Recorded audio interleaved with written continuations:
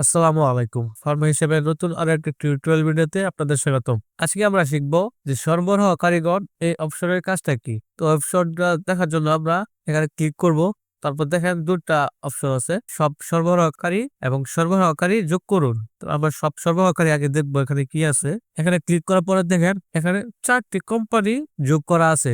এই কোম্পানি সরবরাহকারীগণ এর কাজ হলো আপনি কোন কোন কোম্পানি থেকে ওষুধ সংগ্রহ করেন সেগুলো কোম্পানির এখানে উল্লেখ করে দিতে পারবেন। তাহলে আপনি যখন ওষুধ বিক্রি করবেন তখন দেখতে সুবিধা হবে যে এগুলা কোন কোম্পানির ছিল। অনেক সুবিধা আছে যে সরবরাহকারী যদি যোগ করে থাকেন তাহলে ওষুধ বিক্রি করার সময় দেখতে পারবেন এটা কোন কোম্পানির ওষুধ, এবং যদি কম স্টক হয়ে যায় তখন দেখতে পারবেন যে কোন কোম্পানির স্টকটা আপনার সীমিত হয়ে যাচ্ছে। প্লাস যদি মনে করেন কোন ওষুধের যদি ডেট এক্সপায়ার্ড হয়ে যায়, মেয়াদ উত্তীর্ণ হয়ে যায়, তাহলে আপনারা কোন কোম্পানির মেয়াদ উত্তীর্ণ হয়ে গেল এটার মাধ্যমে দেখতে পারবেন যদি আপনি এই কোম্পানিগুলো যদি যোগ করে থাকেন। তো আমরা এখানে দেখতে পাচ্ছি যে 4টা কোম্পানি অলরেডি এখানে যোগ করা আছে, স্কয়ার ফার্মা, একটা অন্যান্য, পরে অফসরিন এবং বেসিমকো। ঠিক আছে, এখানে মাত্র 4টা কোম্পানি যোগ করা আছে। আপনারা এটা ডেমো এখন যেহেতু এই জন্য এখানে মনে করেন যে ম্যানুয়ালি অ্যাড করা হচ্ছে, কিন্তু যখন আপনারা আমাদের এই প্যাকেজ গুলো দিবেন তখন এখানে অটোমেটিকলি অনেক কোম্পানি অ্যাড করা থাকবে। তখন আপনি যখন পণ্য সমূহ যোগ করবেন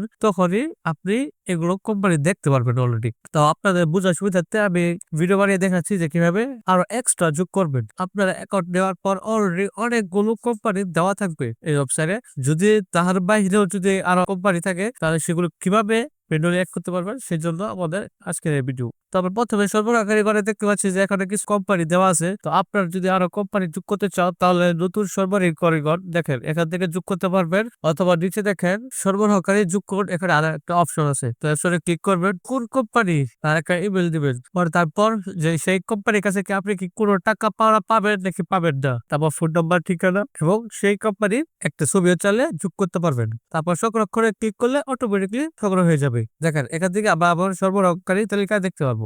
এই যে ধরেন দেখেন সাপ্লাই দেওয়া, এটা ম্যানুয়ালি দেওয়া হয়ে যাবে যেহেতু সরবরাহকারীগণ, তার মানে আপনি এদের থেকে সংগ্রহ করেন। তো এটি ছিল আজকের ভিডিও, দেখা হচ্ছে পরের ভিডিওতে। সেই পর্যন্ত ভালো থাকবেন, সুস্থ থাকবেন, আল্লাহ হাফেজ।